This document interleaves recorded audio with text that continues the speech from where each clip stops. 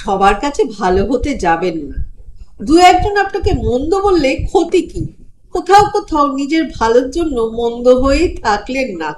শুনুন, সব জায়গায় চুপ থাকবেন না, জবাব দিতে শিখুন। কাজ জানেন বলে সকলেরই কাজ করে দিতে হবে তার কি মানে আছে? করতে ইচ্ছে না হলে করবেন না।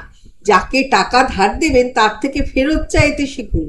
না চাইলে বেশিরভাগ মানুষ নিজে থেকে কিছুতেই দেবে না। ভালোবাসেন মানে তার অন্যায় আবদার মেনে নেবেন কেন? মুখের ওপর না বলতে শিখুন।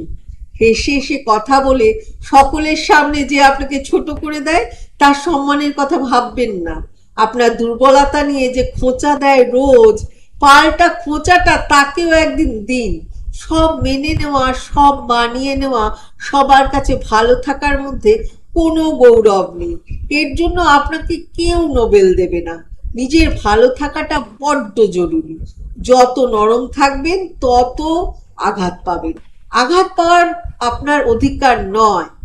সাপের লেজে পা দিলে সাপ ফোঁস করে বলেই তো সাপকে সকলে ভয় পায়।